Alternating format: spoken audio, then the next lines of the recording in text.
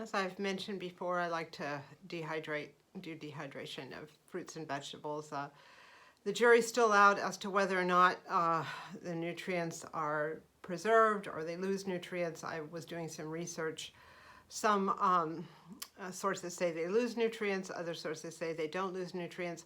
However, dehydration, drying of food, is one of the oldest methods of preservation of food, and it's an alternative to freezing or to fresh.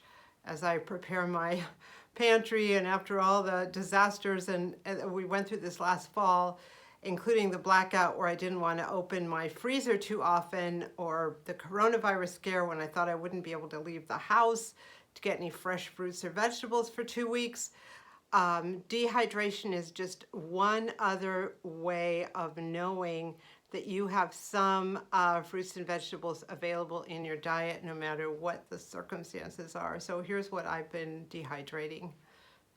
I've mainly dehydrated fruit in the past. One of the things I've loved dehydrating in the winter are persimmons. It's hard to find persimmons that are at a reasonable price. Every once in a while I run across someone with a persimmon tree and I can get as many as I want. Otherwise, they're pretty expensive considering how common they are around here, but they are delicious. I don't use these for anything else except snacking on because they are so good. I've also dehydrated pears and apples, and these are also delicious to snack on. The pears I don't add anything to. The apples I add cinnamon and sugar.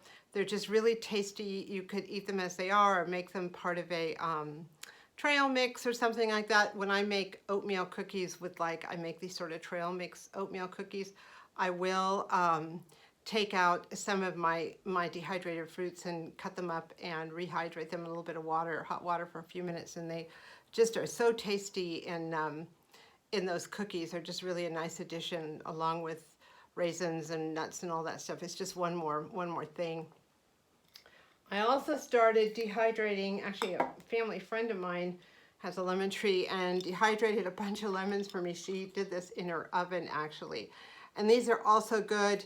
I use them in my tea when I don't have any, when there's no fresh lemons. And what I want to do is rehydrate them and start using them on chicken and stuff like that, because they have a very good chicken at Trader Joe's. It's like a lemon, rosemary, garlic. So, and it's expensive. So I thought with my rehydrated lemons and with my homegrown rosemary and some garlic, I could probably replicate it pretty well.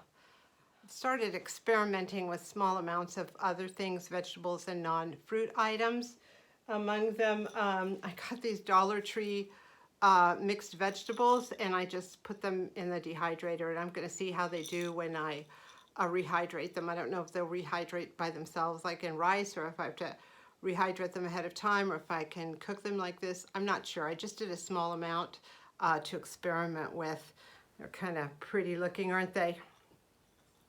I also dehydrated some potatoes. I'm going to try to make this a hash brown style. I grated them and put some vinegar on them when they were still, in their pre-dehydrated state, so they wouldn't turn black. And I haven't rehydrated them yet, and I'm interested to see what happens when I do and if they're going to taste good or how they're going to cook up. It's an experiment. I took some blueberries out of the freezer and dehydrated them. I don't know if you can see, they're kind of chewy like raisins. I put them as they were in some pancakes, and they stayed very hard and chewy, so I'm wondering if I have to rehydrate them or if I should put them, rehydrate them before I bake them. I know that blueberry muffin mixes you get have dehydrated blueberries in them, but those are manufactured and these are homemade. So I'm not sure quite what the story's going to be on this yet and how I need to prepare them for baking. I've dehydrated some red and yellow peppers.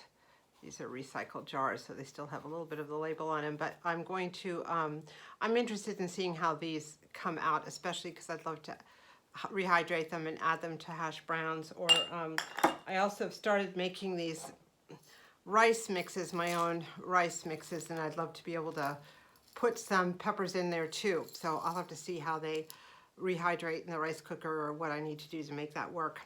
I got a big, huge bag at grocery outlet of spinach, and I dehydrated all of it, and I ended up with this little tiny thing of spinach powder, which actually I paid $1.99 for the raw spinach, the fresh spinach, and I'm sure that this spinach powder is worth a lot more, especially if you go to the health food store or something. So what I'm going to do with this is probably add it to smoothies or add it to, you know, sauces or things where maybe you can taste it or you can't taste it, just for a little added nutritional value, especially again if we're in a situation where we don't have access to any sort of fresh fruits or vegetables for a little while. I also went into my garden and got some bay leaves.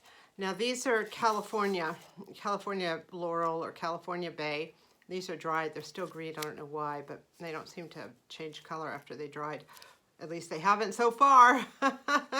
And unlike the laurel bay, these are not really for eating, but they are excellent for putting in your rice or in your stored flour or things like that to keep out little, you know, little bugs and crazy things that get in there. So I dehydrated some of these for that purpose, and the rest are just sitting in the cabinet and waiting to be used. I did get another tree, a bay laurel tree, and that's only about this tall right now, but it will be a cooking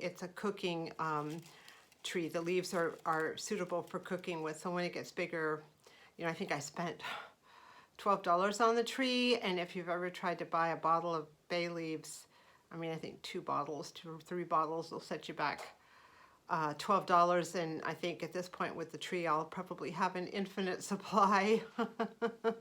My next round of dehydrating is actually going to be this sort of savory stuff. I was at the grocery store and they had a really good deal on parsley, so Italian parsley, so I'm going to dry that. I might try to keep some alive for the next week or so, but you know, can you imagine just having this freshly dried parsley for your food as opposed to stuff that's sat on the shelves forever? I grow rosemary, and it's just marvelous, smells good, so I'm going to dehydrate this, and I put them in little containers. And I also grow sage, and here's some of the sage. It's not as much sage as I would like, but I realized I got to take better care of my sage plant. I might grow a second one just because it's such a great herb, and the one I have is not in the greatest of soil. I also have a bunch of lemons, so I'm going to be taking a little zest grater and taking the zest off of this, drying that for cookies and baking, and then of course juicing the inside and putting that in little ice cube trays and putting it in my freezer. So those are my past and upcoming dehydrating projects. With the winter here and the cold weather, I'm probably going to bring the dehydrator into the living room where we spend most of our time and where it's been very cold, so it'll just help heat the house as well as provide us with some food and herbs over the next period of time. I'm also bringing my crock pot in here as I cook. We need all the warmth we can get. Anyway, whatever you're doing, whatever you're cooking, I hope you are enjoying every minute of it as we are here. Thank you so much for watching.